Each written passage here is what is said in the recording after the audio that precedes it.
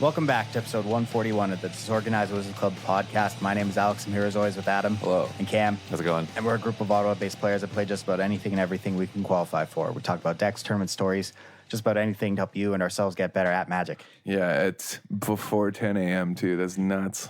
It's quite early in the morning. Yeah, it's an early morning recording. It's probably a bunch of listeners just yelling at their speakers right now. For us, thinking 9:45 is early in the morning. It's so incredibly early. I mean, like, so daylight savings time messes with clocks and calendars. So, like, can we just get rid of morning? Yeah, it seems a lot easier. I would put my signature on that petition multiple times. I'd register fake social insurance numbers and I'd make up some identities so that I could sign it more than once. Yeah, but early's relative. You know what I mean? Yeah, but like if we got rid of morning, when does the day start? 12? Noon, yeah, noon. So then how long until noon just becomes morning? No, that's not how it works. Morning gets replaced with like a holy holiday that you're like not allowed to do anything on. Yeah, it's like the Sabbath.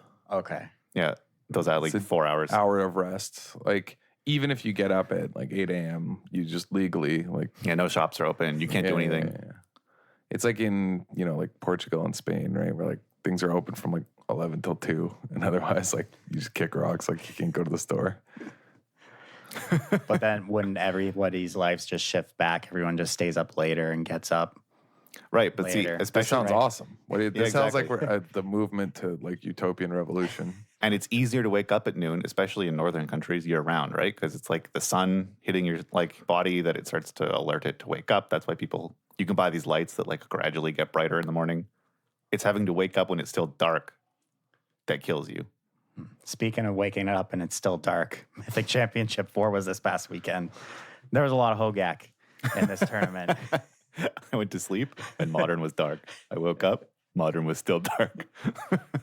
You know, Watsy, Seasonal affective disorder, whatever. Seasonal depression for Modern. Watsy banned Bridge from Below, thinking that Hogaak would lose some of its utter domination in Modern, but it turns out it's still busted. Yeah, but I mean, didn't win, so it's fine. Did win. Talking about decks I won, though, and want to talk about absolute domination this past weekend. Mono Green Tron taking down not only the MC, but also the SCG event in Columbus. Dude, isn't it wild that, because you're in like that Tron aficionado Discord. I can't even say it with like a straight face. It's so like, I find the whole entire concept ridiculous, but at the same time, there was a time where I was on a Miracles one, so I can't really, which is still active. And like people, yeah, I think I was talking about this with people calculate like all the best in, possible builds. And like, it's so ridiculous. I don't know if the Tron one does it or just post memes about Tron, but I remember you saying like your whole Discord was like so hype because Tron finally won a GP like a few months ago. Yeah. And I didn't even realize it just never won a GP. So within the last like 6 months, Tron went from never having won a GP to just crushing a GP, absolutely crushing the PT or the MC, whatever you want to call it. Yeah. Crushing SC. You know what I mean? Like it's just on a war path. So I had a question. You worried this. about your favorite deck? No. They're No, never I'm going to not. ban it. They'll never ban it. I had a question about this to a Tron expert. So commentary often brought up the fact that the Tron lists that were doing well were like old Tron lists. Yeah, you got it right. Yeah. From like 2 years ago. And so, as Adam mentioned, Tron wasn't putting up major finishes back then. So my question is that, do you think it was the meta that allowed those old Tron lists to perform, or more so the London Mulligan that allowed those old Tron lists to perform now? 100% combination of the both. Okay, well, But pick one. Yeah, well, no, you can't, because you can't just pick one, because you could say it's the London Mulligan rule, but then... Right. So I guess my question is like, do you think if you go back in time 2 years ago and the meta doesn't change and you implement London Mulligan, that Tron performs this much better back then in that meta? Yeah, for sure. Because I mean... So it's mostly the Mulligan, you'd say? Yeah, I guess. Okay. Yeah, the London Mulligan rule felt like when I was playing in Tron the other week, like last week, it felt unfair. I was like, man, this is busted. Like I could just, there's games I kept loose sevens, like thinking, no, it's fine. It's correct. But like, no, it's not. Like just literally like you've been saying this for years. Just, Yeah. and now it's even easier. Like you don't even have to worry. Like, and I've been playing this deck so long, I've been through 3 mulligan rules with it. And I mean, when we changed to the Vancouver mulligan and we got to scry, the first time I ever did it playing Tron, I'm just sitting there, I'm like, man, this is nuts. Like, I can I get Tron all the time now. Like, I can mulligan so low, and now it's just on easy mode, right? But yeah, the best performing decks from the MC and SCG of Tron builds were the old versions without Karn the Great Creator, which the more I thought about it, the more it just makes sense. You really need all the sideboard slots in the current metagame, especially with how much Hogaak there is. And the amount of slots you lose building a Karn package just doesn't make any matchup significantly better enough to sacrifice, not only getting to play like 4 worm coils in your main deck, but all the sideboard action you have access to. It's just too important. Whereas,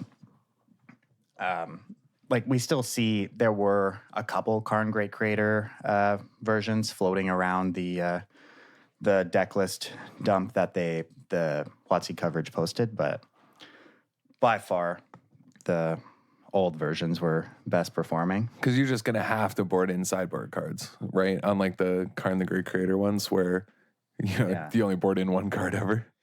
Basically, you board in 1 to 2 cards when you sideboard with that deck. Whereas this deck, like the old Tron, you are going to board out 6 cards, maybe 7 cards against Hogaak or whatever, right? So yeah, because if you think about the state of the format as it is now, with the amount of graveyard decks floating around and just how prominent and powerful Hogaak is, you just can't leave home without 4 Leyline in the Void in your sideboard. And then if you're building a Karn sideboard, your sideboard's taking up maybe 8 slots of just silver bullets.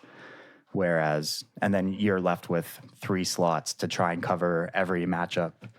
Right. If you also have every top matchup you can in Modern, which just doesn't. Yeah, that's never happening in Modern. That's never ever happening.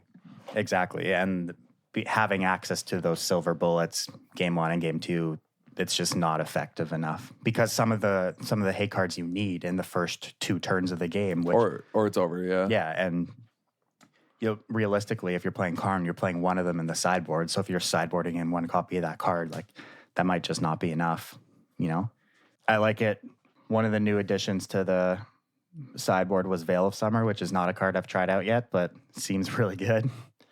But yeah, your spells can't be countered, so you're able to just slam mainly your for huge that. threats. I don't really care about getting a discard spell cast against me, but being able to cast it in response to someone trying to counter one of my big threats seems really good. Yeah.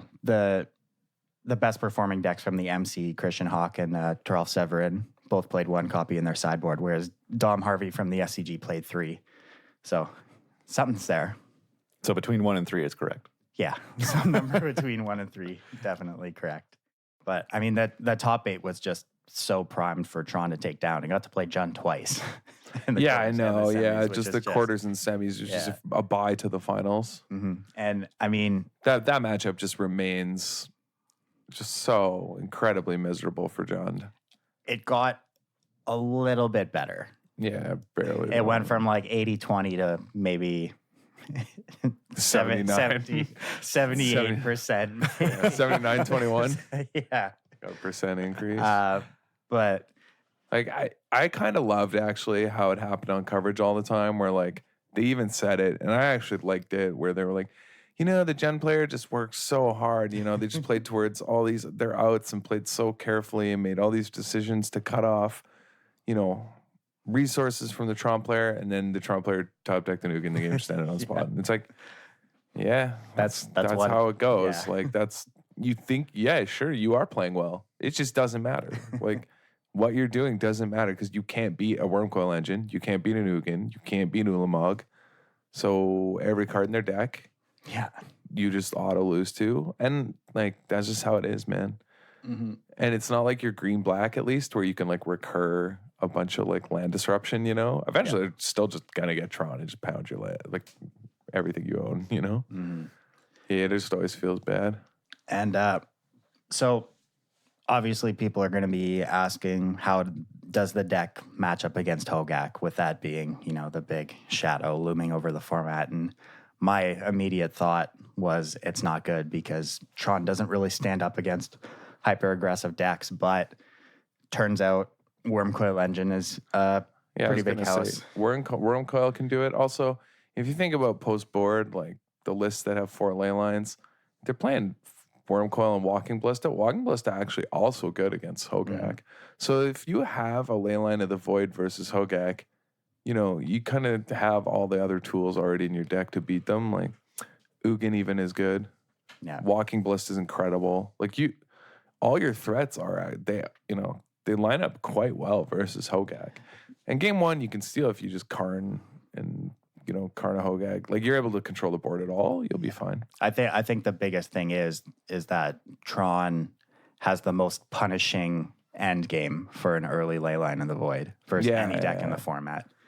Whereas, a lot of decks in the format, you can play ley line in the Void in the sideboard, and you slow down the game a little bit, but how much does your normal game plan take advantage of slowing the game down that much? And Tron just it takes most advantage of it. I was talking about this, Cam, on the walk over here, that like Tron, if you stumble against Tron, you're just dead. Yeah. You're auto dead. Because they will play something that your deck actually can't come back from because it doesn't have answers to. Because decks are just built to get underneath Tron and then hope.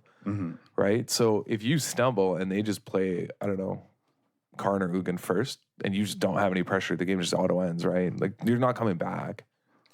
Yeah, and it's again the London Mulligan rule. You can more consistently find those ley lines and still sculpt your hand to have a reasonable Tron game plan. Yeah, even when you mulligan low, it's just because you only need 3 cards. Yeah, it had a fantastic weekend, and I would expect a lot more people to be gunning for it going forward. People was playing Burn. Yeah, I mean Burn and Mill. Yeah. Those You're just gonna play Mill against all the Hogaak players. Yeah, well, they're gonna put stuff in their bin, Yeah, they're burning themselves basically. You just got a race. Yeah. Who wins that race? That's actually interesting. Hogaak. I have no idea actually. I think it's just literally RNG on Mill's part, whether they draw what's it called? Surgical. That or like how many traps and glimpse. Like if they have like glimpse, trap, 2 lands, like they actually might get them. Yeah, because I guess if you're, then like if Hogaak doesn't fetch and they just play with Blackleaf Cliffs, you just lose. So it's like that's what I mean. It's just RNG. Like, yeah, I think the biggest thing would be, do I have a surgical to be able to stop them from bringing back the 4 Vengevines I mill for them, right? yeah. That's the only one. Yeah, you're just gonna, otherwise you just auto die. Because they're probably going to cast a Hogaak anyway without your help. But it's the gas and Vengevines that you're helping them with that are going to kill you. Mm-hmm. Yeah, the Vengevine is If you surgical the Vengevine though, they might not be able to kill you fast enough. Yeah, it probably buys you enough time. Post board, I assume you just have 4 ley lines. I would assume. Yeah. You could probably update your list. Been a minute since I played Mill. I've never played. I played it once with Dylan. Yeah, we played it one time at an event. We both registered it. One of it didn't go well. Early excursions into Modern, someone lent me an old Titan Shift list. It was current at the time. And I didn't really know many matchups in Modern. I was just playing Titan Shift and, trying to count my lands and validing people because I hadn't done it very often. And then I got paired against Mill.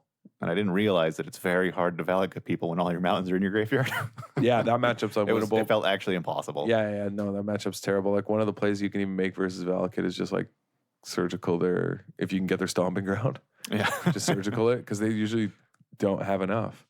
Dude, is there anything funnier than like watching like a tournament, like a high-end tournament or something, right? Or like the person who locally who like plays Valakut or something, and they still just like, all right, hold on. 1, 2, 3, 4, 5, 6, 7. You're at 18. Like they still have to count it out like a kid in like kindergarten learning how to count. Like it's probably like I hate that deck. it's probably like a little bit of PTSD, right? The one time they miscounted, or the one time they like thought their opponent was at 18, but it was at 19, and they just slammed it and got like so savagely blown out that they can never win again. Yeah, but that like, doesn't happen. Now with they're Val. gun shy. But that doesn't happen with Valkit because you put them to 1, and then you just have to just draw another mountain. So like you would have had to have drawn that other mountain anyway, and you just kill them the next turn. You know what I mean? Like it's not there's like just no problem in going for it. Yeah, because like it depends if you want to thin out lands or like and draw spells or whatever. But like I don't know the math on like lands to land spells. Like, are you more likely to drive as a secure tribe elder or whatever? Like, that would depend in the moment. But yeah, you don't really get blown out by missing, right? You just put them to 1 or 2. And just get them the turn after. So like, I don't understand how they like never just know. Like they always have to. I've literally never seen a Valakut player just go for it by just looking at the board. Have you? Well, I mean, counting to 7's hard. This is actually insane. I can't. Have you seen it? I don't watch that much Modern, but not that I remember. No, dude, I can't count to 7. It's not 1, 2, 7. But I'm saying, like, what? Is there a Valakut player? Like, is there a Valakut player who doesn't struggle to count to 7? Like, who not struggle? That's not what I'm trying to say. This sounds a lot meaner. Who doesn't double check? Yeah. Who just knows? They're like, yeah, I have 7 lands. I'm not. You know what I mean? I've never seen that happen. Old co-host of the show, Michael Brierly, probably the only one I've ever seen do it. Like not think? Yeah. And just... He just knows. Well, he just can't think. No, I'm just kidding. I'm just kidding. How weird is that? Well, because they're all...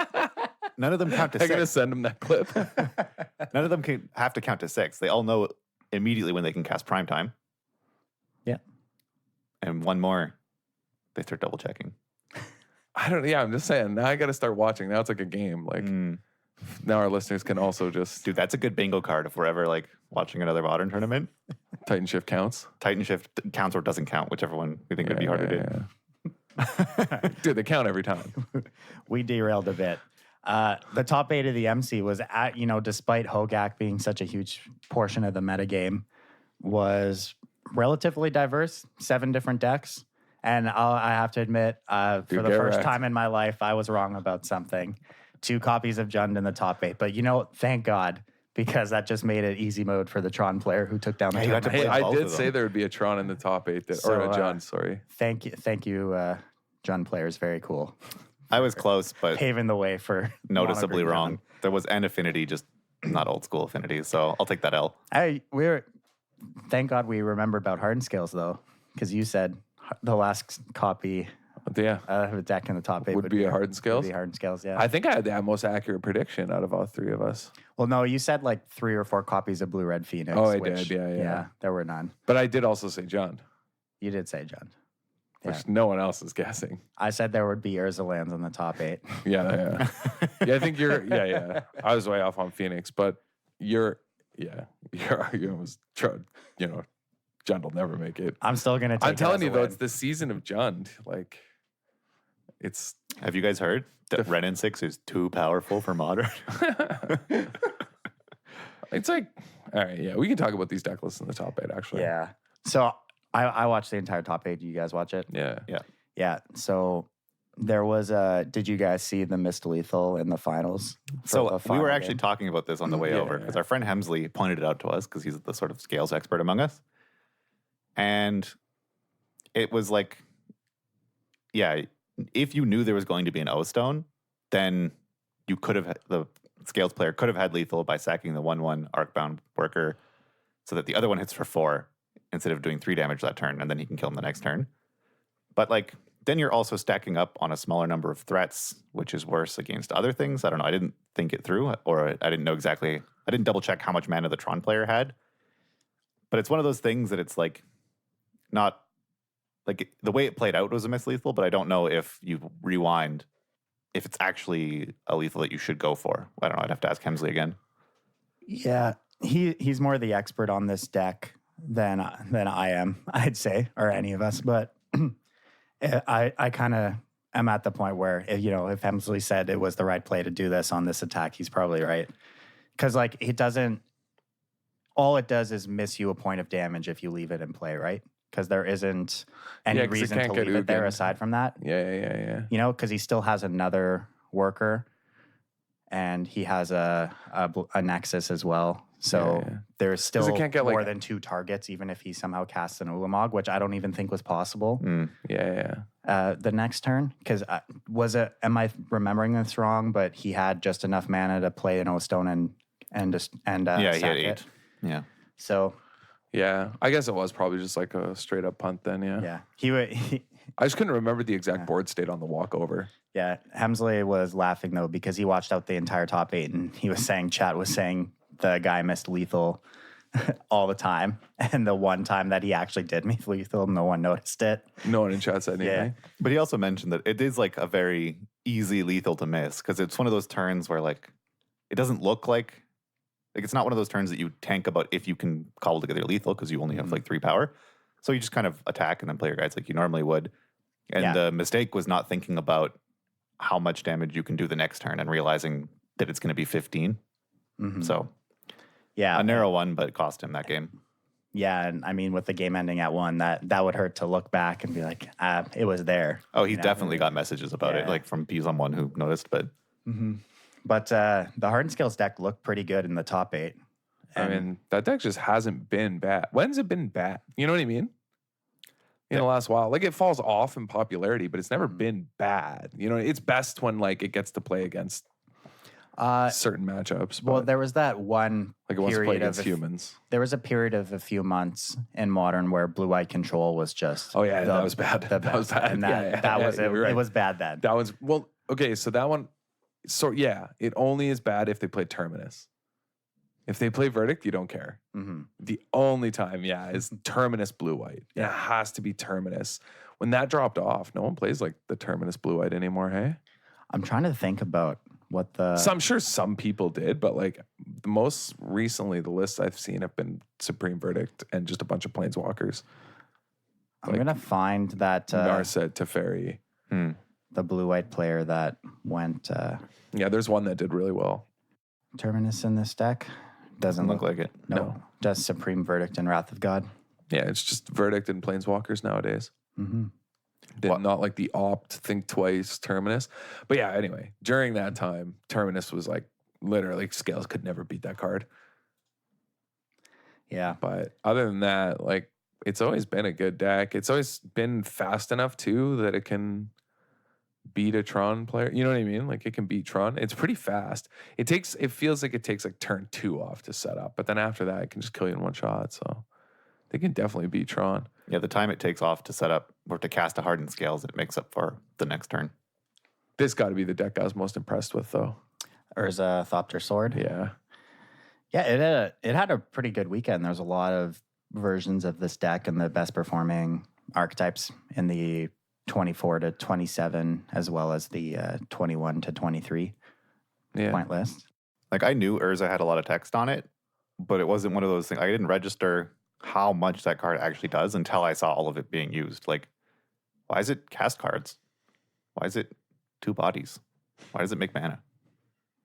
It does so the much. mana is the issue, as you'd say. Yeah. Bad mana mechanics. Yeah, the mana mechanic is egregious. But yeah, like it's actually just everything in one card. Like you cast this and you don't have to do anything else for the rest of the game if you don't want to. I wasn't here for this episode, but you guys talked about it on the spoilers for it anyway, about how potentially abusive this card was. It definitely is. It's got 4 toughness, so like it can't get bolted easily. It can't get pushed easily. I mean, fairly easily in Modern, but it's just so it's really pushed. Yeah, it's hard to kill actually. Like Urza's not enjoyable to kill. It's like the classic Deceiver Exarch, you know? It's just annoying to kill. Yeah. Like Deceiver Exarch was so obnoxious to kill. Yeah, I mean, you look at This is even worse because you could Abrupt Decay that thing. Yeah, can't do that here. Like what removal spell in Modern kills a 4-mana 1/4? Revolt push. Yeah, Revolt Push, Lightning Axe, Magmatic Sinkhole, Flame Slash. That's it. Then you have like your Maelstrom pulses and Yeah, but all those are like 1-Fs, like Exactly. You know yeah. what I mean? Yeah. It's like, yeah, sure, you get Urza once, and then I just play the other copy, and now you just can't kill him. Yeah, and I mean, it makes like an 8/8 when you cast it as well. Was it So- Frank Karsten who tweeted about that blowout? It was like Tron versus Urza Thopter Sword. And Tron like plays Karn the Great Creator, goes and gets Mike with his Lattice, plays it and passes, thinking that they've locked them out. And so the guy like draws his card, just shrugs, attacks with his like Urza construct. The guy counts his opponent's artifacts. He's like, all right, take 5. And he's like, no, like my lands are artifacts too. Like You're take dead. 12, you're dead. Oh my God. Yeah, just didn't think about it. Oh wow, that's actually insane. That is a pretty good one. Yeah, I like that. Yeah, the Urza player in the top 8 actually got pretty lucky to lose to Jund in the quarterfinals too. Did you Pretty guys unlucky, remember you that mean? much? Unlucky, yeah. Yeah, that's what it was. That didn't I think say he said pretty lucky to lose to John. I was like, He was pretty lucky he lost to Jund, so he Yeah. didn't have to go and lose to just, Tron. just an honor to lose to you. My sir. bad. I meant to say unlucky. Yeah. But yeah, I honestly I don't know how this matchup plays out against Tron, so that would have been interesting to see. Yeah, I have no idea. I think it's probably actually okay for Urza Thopter Sword. Like these kind of prison artifact decks have always had like actually okay Tron matchups. And just kind of, I think what matters most is that one of Pithing Needle Yep. slowing you down enough. Yeah, the needle is so obnoxious. Did he have more in the sideboard? Just Uh, ceremonious rejections. yeah, just rejections, a wear tear. Yeah. So it's not as good post board. The old Grixis or like blue red the Whir prison decks played more Pithing Needles. It was a little easier for them. Tron was not a horrible matchup. Because I think, was it the first modern feature match of the tournament where it was BBD versus Joe Lusset, and then BBD just cast a turn 1 Pithing Needle on Expedition map, and Joe just couldn't crack his turn 1 map anymore and just lost because he can never assemble Tron. Yeah. Like that's the thing. All the prison decks have always historically had okay Tron matchups because they can just do obnoxious things like that. That main deck, weird deck, whatever. Yeah. But aside from that, your Adam's favorite deck in Modern also top 8'd this event, Mono Red Phoenix. I'm actually was so upset by this. I watched his win in at the end of day 2, where it came down to like one turn. I think both players played well, but it was like Hogaak was going to kill him unless he like found exactly enough removal spells to get 2 Satyr Wayfinders out of the way and like a third or something to Yeah, that was nuts. so that his prowess creatures were big enough to kill the Hogaak player, and he found like Manamorphose, drop bolt or something, and like Yeah, it was just the absolute perfect to get him. Yeah. Classic Mono Red Phoenix just high rolling like into oblivion because, they do that. And when I play it, I just like, opening hand just says 4 Phoenixes. Like, oh yeah, this deck has no way to discard them. I guess I lose. God, I hate this deck. Oh yeah, I did see, by the way, what you're talking about, where the Jund player gets extremely lucky, or alternatively, there is a guy gets incredibly unlucky when are you talking about in the quarters, right? Yeah. When the Tron guy's at 1, and then the Urza guy bricks for 3 turns. Cam and I were talking about that on the ride over. Yeah, Jund was at 1. Jund was at 1. His Bloodbraid Elf hits the pulse Hits to kill Maelstrom Pulse to- Urza. Yeah. Yeah, and then he has to chump block on the 5/5 or whatever that Tezzeret made with the Bloodbraid Elf. After he hits perfect on a Bloodbraid Elf Cascade, then Fatal Push in the next turn because he doesn't have enough mana, Yeah. and then draws Scavenging Ooze immediately the next turn to get out of Galvanic Blast range. Yeah. This was what I was referring to when I said the Urza player got Very unlucky. really unlucky. Yeah, he's bricked like over He drew and over 3 again. lands. Whereas like probably anything kills the Tron player there. Well, for a couple turns, but The Jund player, yeah. I mean, that's how you have to play Jund. You just have to hope that your top decks are good. Well, that it's kind of funny because Jund and Tron play out similarly, where they both just get to a game state where they hope to rip better than their opponent, but like Tron always wins that matchup head to head, which is funny. But then like Jund is better at disrupting people who need pieces. Like I bet Jund has an easier like Urza prison match, Grixis match for sure, because they can. Yeah, there were a lot of games that looked like they were about to be very easy for Urza, but then like a Timely Inquisition taking a Whir while Urza had tapped low or something sort of, stopped that from coming together as smoothly, which gave Jund time to draw out of it. Yeah, they're more disruptive, Whereas like for Tron, if they just like needle you, you're like, nah. Hopping back onto this metagame for this tournament, I don't think we all had some metagame predictions, but I don't think any of us really saw Hogaak being 21% of the metagame. I didn't think that would happen at all. Anytime these kind of numbers show up in Modern 2, something gets hammered. Yeah. If it's consistent. Like, I don't know if this will be consistent, but whenever there's been a above 20% deck in Modern, it gets banned. Like this many players bringing Hogaak, A, after a ban, and B, into a field obviously full of yard hate. And it's still doing this well. Is wild. Because, I mean, I remember saying I thought there would be a lot of Hogaak, but I think a lot of Hogaak is 12%, which was kind of what I was referring to, not this. Above 20 in Modern is like insane. And when's the last time this happened? There was another deck that I remember in those like years we've been doing the podcast that was like a high meta percentage in Modern. We were like, this is insanity. I can't remember what it was. It got banned. It might have been Dredge when Dredge was like at actually when it had Grave Troll. I think no, because it wasn't everywhere like that. I can't remember. I think it was Red, Black, and Standard. It was the last time I remember people talking about like high percentages of decks as like an issue. That was 40%. Oh yeah, okay. I remember that. And then we were talking about like, in Standard that's bad, but you're not surprised if like 25-30 in Standard. Like the deck's insane, but like once a deck gets to like half the meta in Standard, then it's like gonna get banned. But in Modern, I'm trying to remember what it was. Because it wasn't Eldrazi. Eldrazi was like 40%. But anyway, I didn't even pick Hogaak, I think, because I just assumed like there'd be so much hate and whatever. It just doesn't matter, I guess. No. I mean, there was a lot of hate. Leyline of the Void was the most played card in the room. With how many copies were on that? Like a couple hundred. 400 or something. If you looked at the most played cards, you'd be like, I'm just going to go the other direction. Yeah, it was just Hogaak cards and Leyline of the Void. Yeah, I'm just going to skip out on this whole Modern thing for now. Yeah. It's kind of insane, too, because, I mean, 98 players brought this deck and 70 of them made day 2. See, that's wild. Like, Cam brought up a good point that usually the most played deck has less representation of the meta, right, in day 2? Yeah, you never see conversion rates this high. Yeah, because right? Exactly, on a deck that has lots of people playing it. Exactly. You can see 100% conversion when there's like 5 people on a deck. Yeah, I mean it happened. There's Boggles. Hollow One, 3 copies. Boggles. Dude, every Boggles player, day 2, easy. Yeah.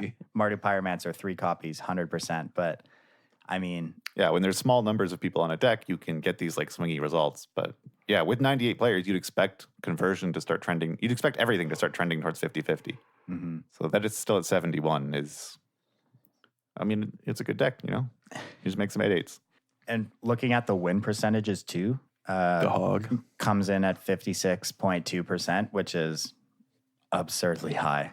Yeah. I mean, the only other deck that had a higher win percentage in it was the Hogaak Dredge decks with 60.4. Dredge Hog. It's just like, yikes, That 60.4 is a bit less relevant because there was only 7 players on Hogaak Dredge. So, I mean, a couple of them could have high rolled that up. But yeah, it's still... Hogaak really helps out graveyard strategies. It's still so hard to like consider these tournament results though and these percentages though, because I mean, looking through all the best performing decks, there were so many Hogaak decks with 3 ley lines in their main deck, which is just not a decision you ever make if you don't have open deck lists, right? Yeah. So, they kind of cannibalize each other, and these win rates maybe skew one way, whereas if you didn't have open deck lists, it would be an entirely different story, maybe. But yeah, that's true. It makes it like really not useless data, but like it makes looking at this a lot tougher because the setting is completely different, the rules are completely different. Do we have this similar data from the SCG? No. Which was a more traditional tournament? No, they never do. They never publish. Well, sometimes they do, but they do it for the Invitational, right? When they publish the percentage and win rates and everything, they do it at the Invitational. Yeah. But at normal events, maybe it's up on the screen during the event sometime. Like they'll list the day 2 metagame, but they won't list win rates. Like they'll list number of whatever. Like the top 8's for Hogaak. Yeah, and I mean, if you compare top 8s, half the top 8 at the SCG was Hogaak, whereas there was only 1 copy of Hogaak at the MC, despite its huge performance, but I mean, there's a split format, so yeah, there are a bunch of Hogaak decks going 8-2 in Modern, but the limited records are holding those players back, right? So I really gotta I think every time I see this dude his deck choices, I'm like, yeah, this is the deck I play. I just end up playing the same decks as this guy all the time. Harlan Fear. Harlan Fear. Yeah. I think he's top 8 3 opens in a row or something like that.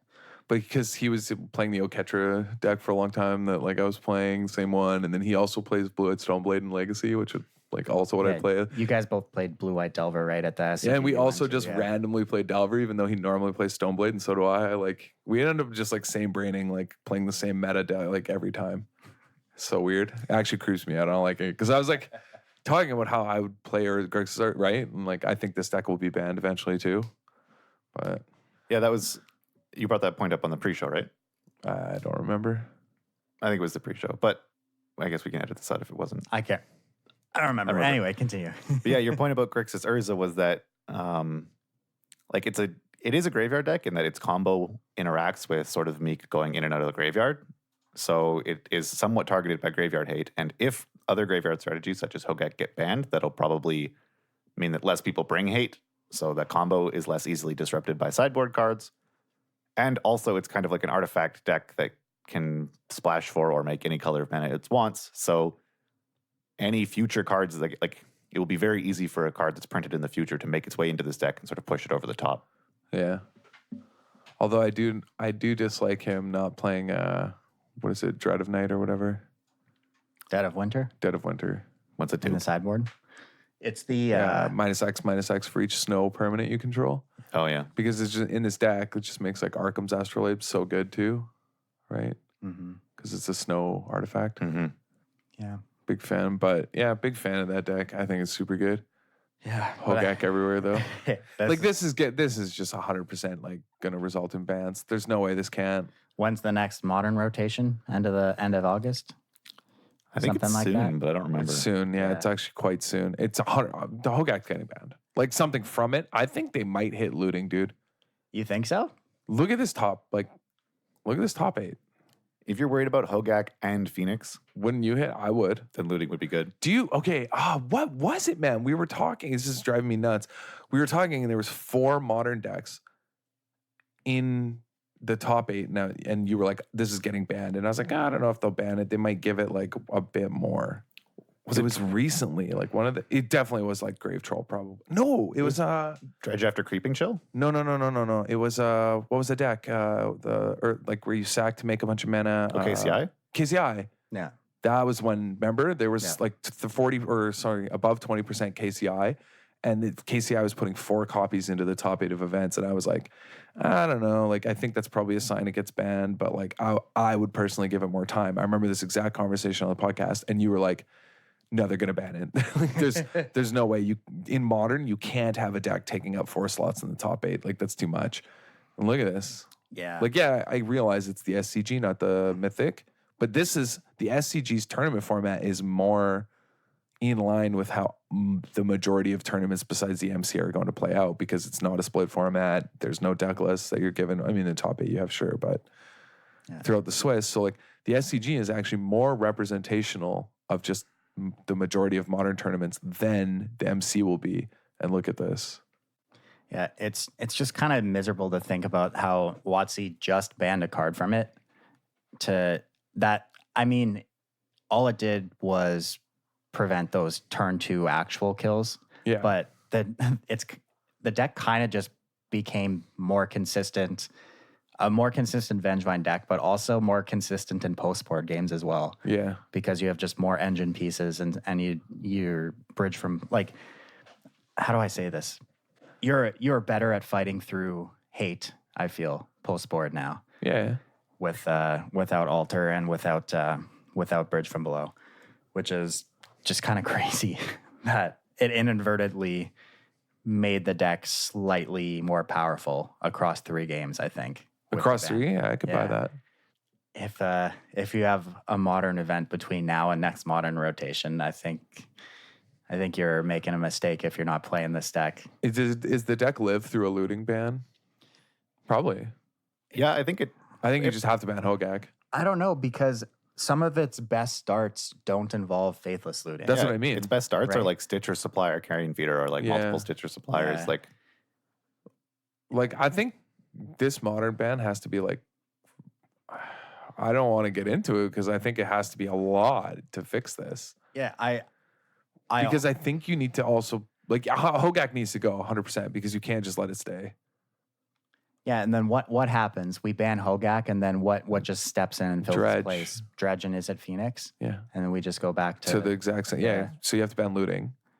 But then Tron is just, I don't know. And yeah, then Agent Stirring decks just run rampant on the format. Right. Like everything's too powerful. You know what I mean? It just doesn't sound like we're ever winning, Right? you know? Is this just a race to the bottom? Honestly, we should just unban Ayavugan and let the Eldrazi sort things out. You know what? They always have our best intentions at heart. I agree. Let's do that. I mean, modern, like the health of the format kind of followed a similar pattern to the development of the format, right? Like it was fine in the past. There were some fun matchups. Then the format became trash. It ended up in the graveyard as graveyard decks took over.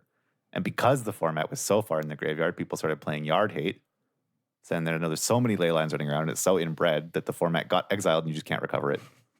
Yeah. I don't know. It just modern is it's already kind of in the dumpster now with Hogaak ruining everything, but I honestly don't know how you can fix it at this point. You just scrap it and replace everything with Arena Modern. Yeah, I don't know. Because yeah, like we mentioned, Hogaak leaves and then you're faced with a lot of the same problems you had before, and it's just What if they just I just feel so like. what if they just say YOLO?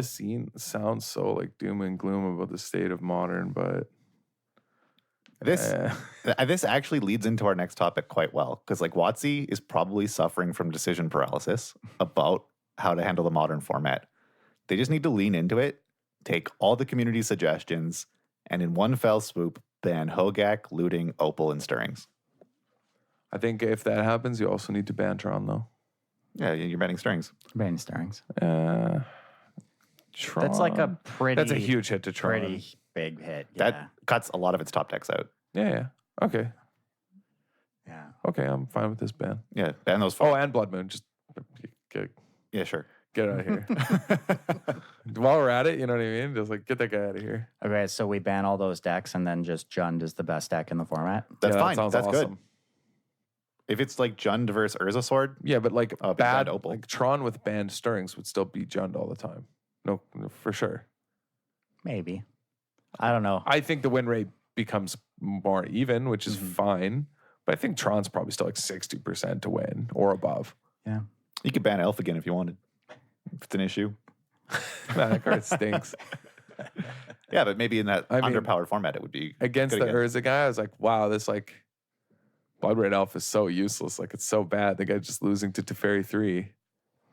And then the Blood Red Elf rolls into Maelstrom Pulse after he kills the Teferi 3. It's just and exactly just what he high needs. rolls beyond the belief. And just the RNG off Blood Red Elf just wins him the game, wins him the quarters. I'm like, okay, all right. I think the one game he won against Tron too, commentary was saying like he wins here if Elf hits a bolt, and then top card was bolt when he cast an Elf and he won. Yeah. That was his one win. Yeah. I think Blood Red Elf stinks, but Oh yeah, it's a Berserker. sometimes you got to roll high, I guess. Berserkers don't shower. Am I remembering this wrong? But did one of the players in the top 8 only play one? Yeah, David Mines only had Yeah. one copy in his deck. Big fan of this. So didn't You were talking about this, yeah. I say this on the podcast? Just play tireless trackers? Yeah, Did I say this on the podcast? I can't remember. you did. But because I definitely went home and was like ranting to Pete about like, look at all these dumb John lists, like playing all these Blood Red Elves. Like it's so pointless. Just play Tracker. Tracker's way better. Yeah, especially Tracker, for that Ancestors. This guy must listen to the podcast. Dude, Tracker gets huge.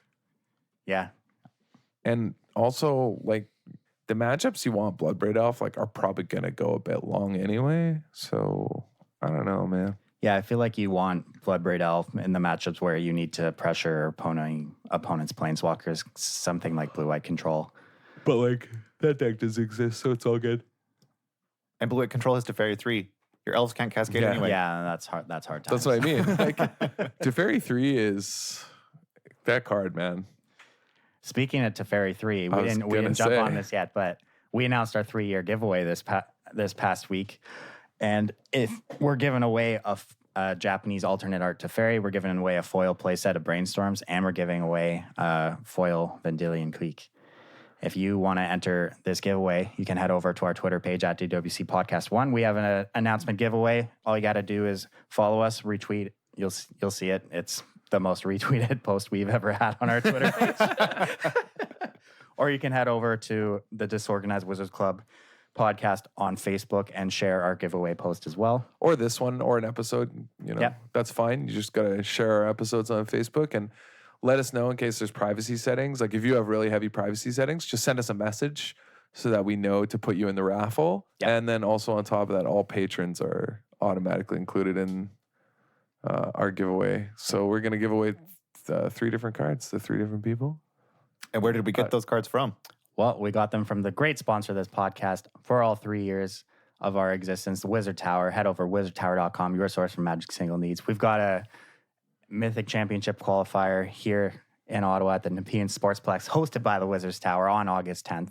9 days from now, I'm going to be there slinging some Modern. Yeah, going to playing Hogaak. Yeah, I got to mention, I told Benson a few months ago that I wanted to borrow his Hogaak deck if it still was good for the PTQ, so I hope he remembered. I don't know what I'll play, actually. I'm not sure. Yeah. I mean, I probably just play Grixis like Thopter, but... Yeah. Are you guys going to come and play? I'm going to play. It's an MCQ. Nice. I'm going to, I missed the last one because I was out of town in Alberta, but I feel like you don't get to... Wait, never mind. What? I used to have this rule that like you always play in tournaments when you're playing for a flight, and then I stopped talking because I was like, wait, I'm not playing for a flight. You're not playing for a flight, no. I can't make it because of a flight. I'm like going to be spending that day doing some last minute packing because of a flight the next morning. Yeah, you're leaving town. I'll probably still play though because it's like a big tournament, and obviously you should play in every fun MCQ. To play. The prizes are good. Like, I think that like playing in MCs is going to become a thing that a lot of Magic players don't care about anymore. But and I mean, it's a qualifier for Richmond, which we're going to this month. Yeah. Which I mean, it's a 10-hour drive from here, so it's not bad. You don't have to fly. I don't really care if I like qualify for Richmond or not, but yeah, I feel like MCs just like aren't the same anymore. Hey, they lost some luster.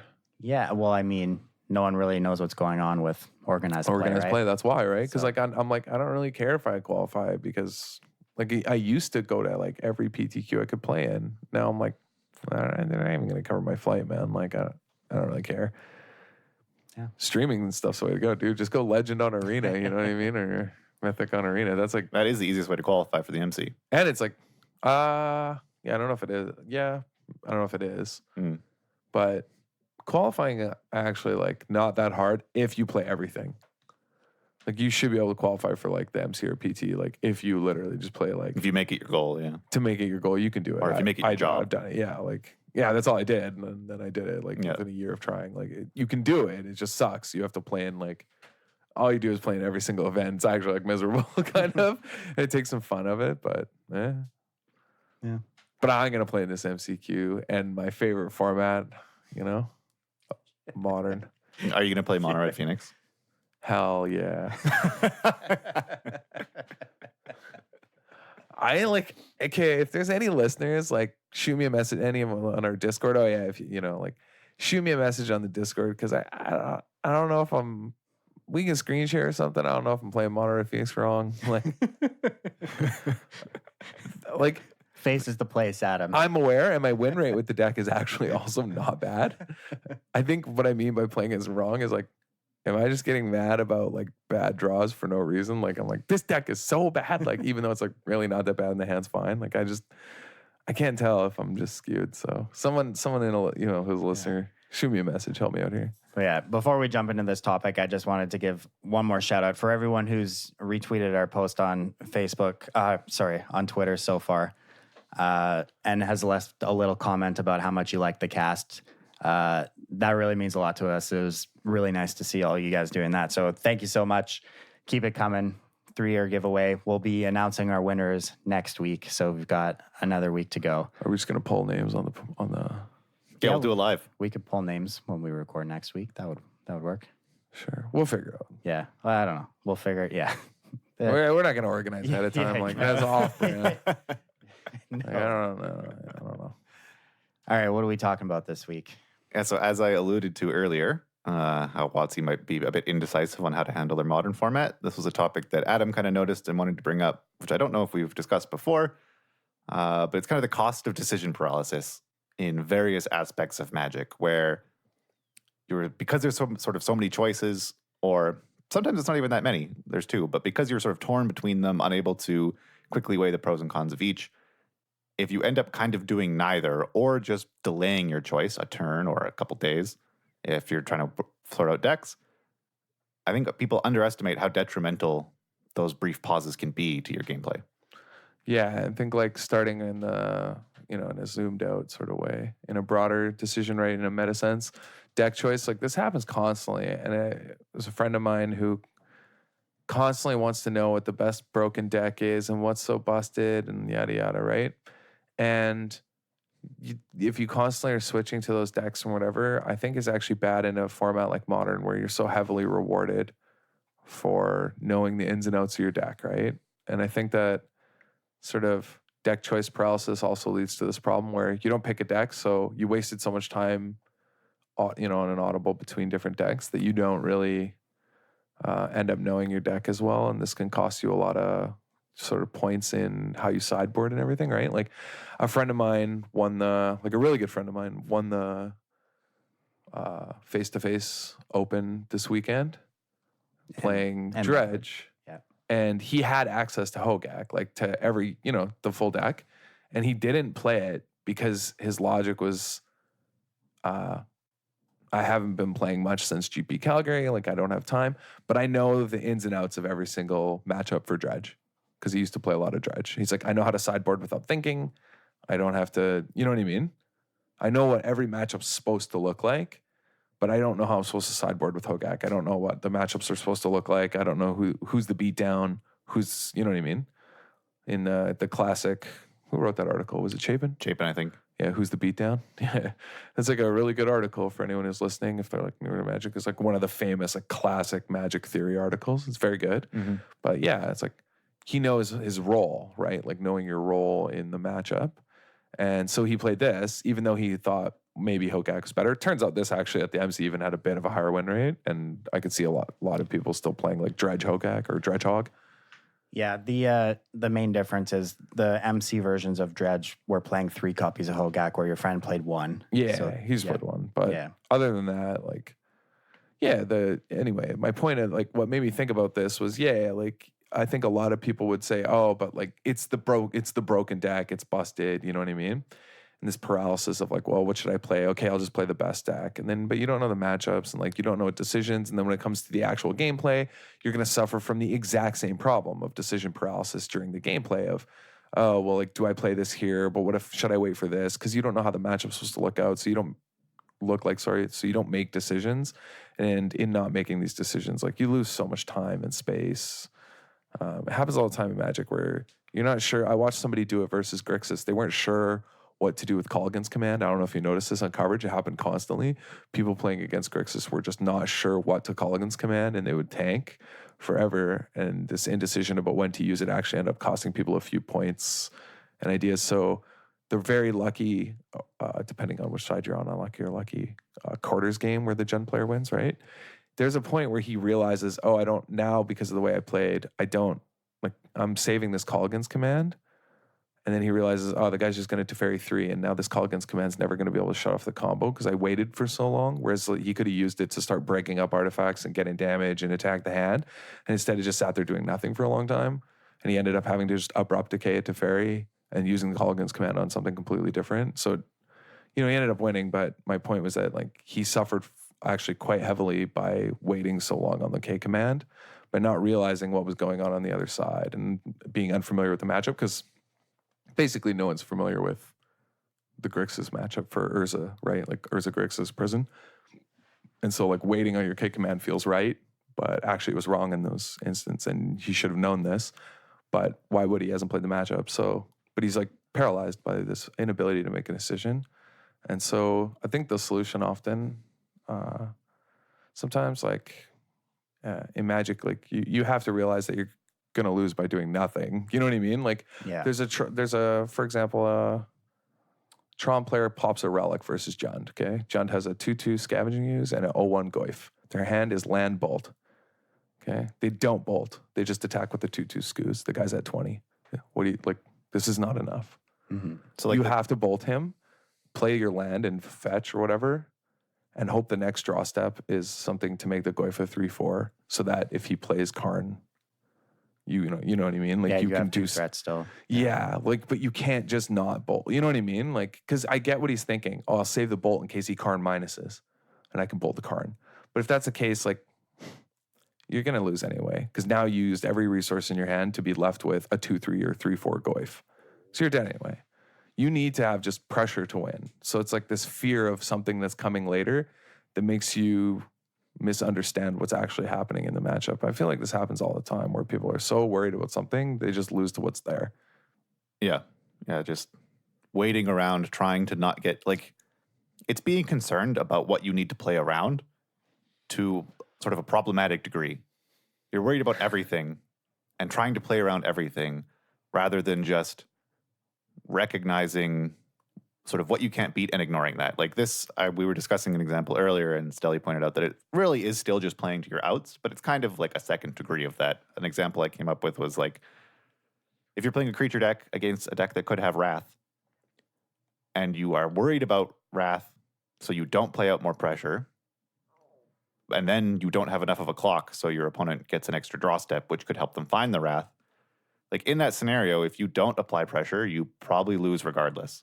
But people won't sometimes because they feel like, oh, I don't want to get Wrath, like it'll be bad. They kind of just don't make a decision because they're worried about something like this. Whereas just because they're not recognizing that if you wait, you're more likely to lose the thing that you're worried about and the reason why you're waiting. Yeah, So- I think a good example of not realizing when you can't wait was that the Eldrazi Tron versus Mono Red matchup in the top 4 of the MC this past weekend, where the Eldrazi Tron player played a Chalice on 1 on his turn 2. And then the Mono Red Phoenix player just, after turn 1 casting a looting to put a Phoenix in the yard, just cast 3 mana spells into the Chalice to bring back the 1 Phoenix to establish a clock because... Yeah, decided that they were going to lose if they waited for something to deal with the Chalice, and that, doing this is better than just doing nothing and losing anyway. Mm-hmm.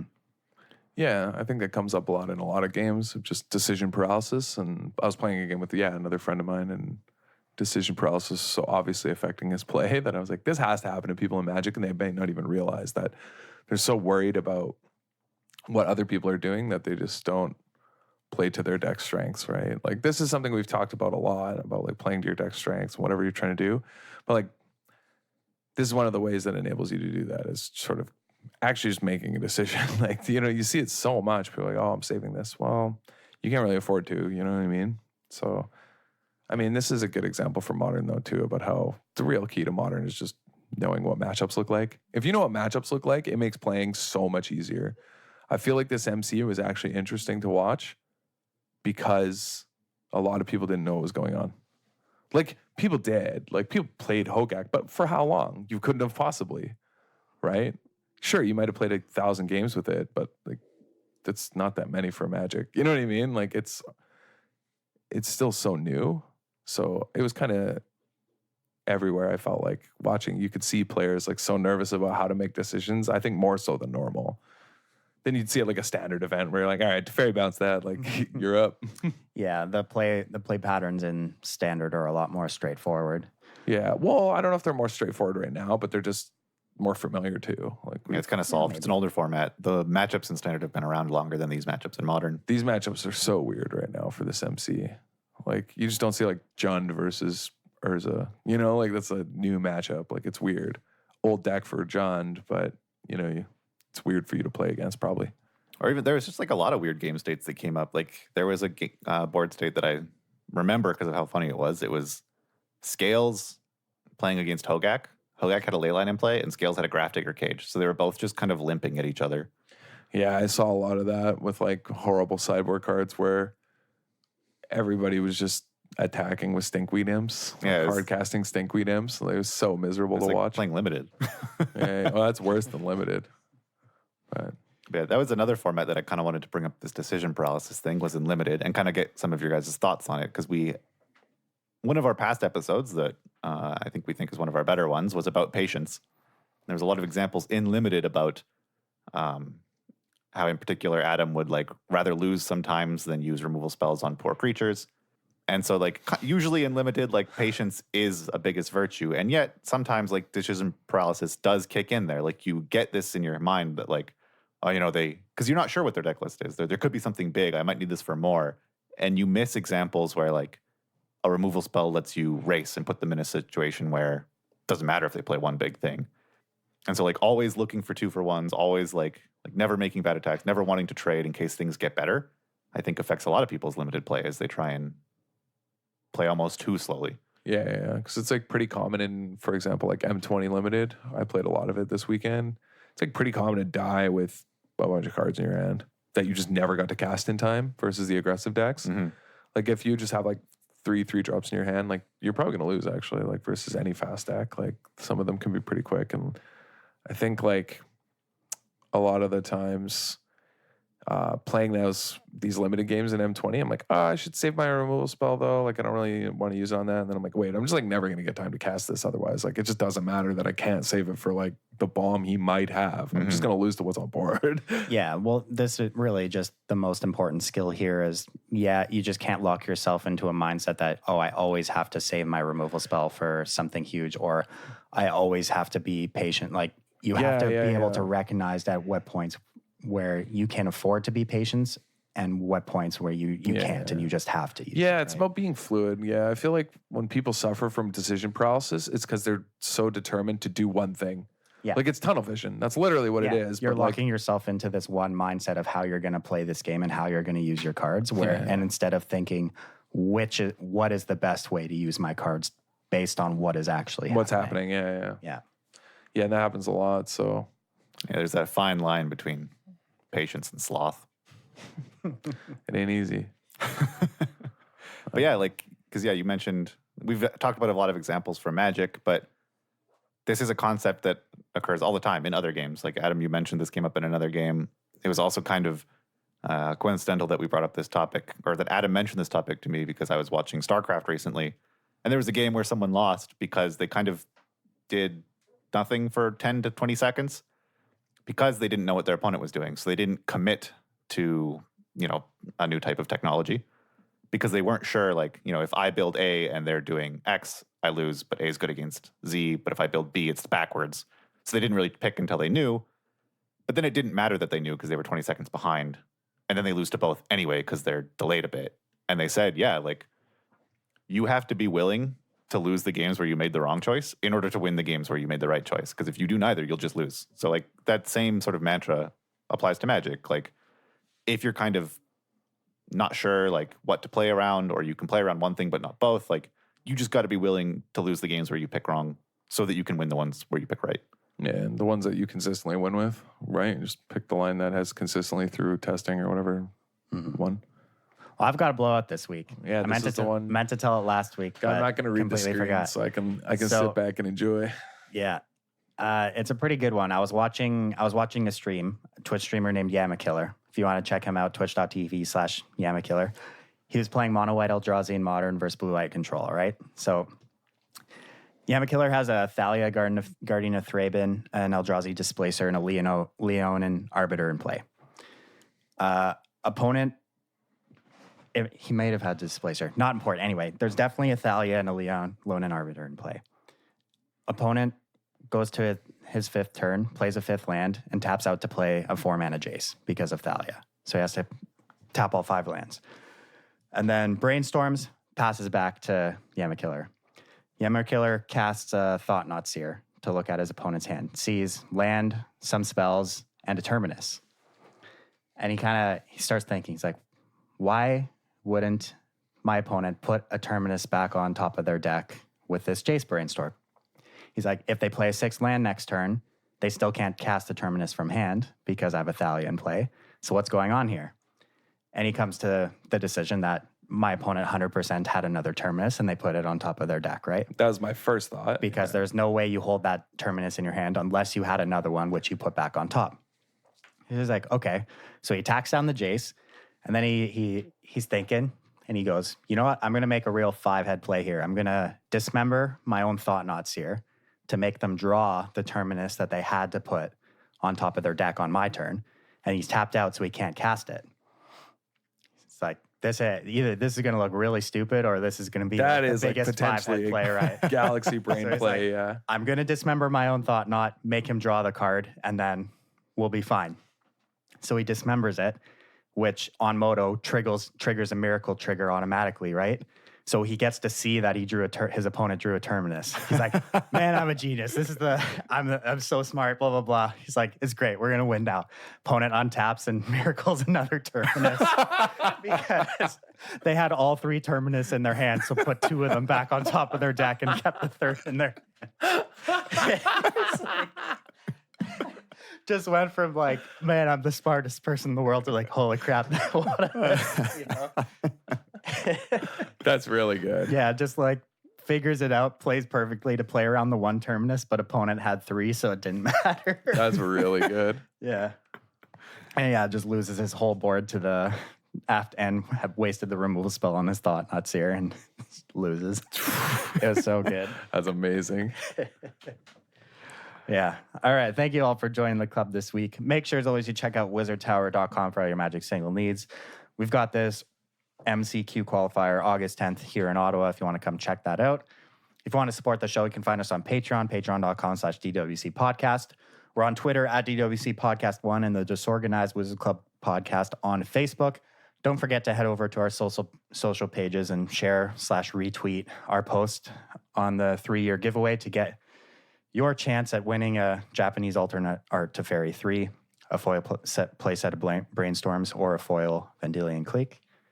And as always, however you listen to the show, whether it's on Podbean, iTunes, any podcast app, leave a review, rate the podcast, share it with your friends. Everything helps this thing keep growing and bring it to new listeners. Thank you for listening. We'll catch you next week. Thank you for your attention.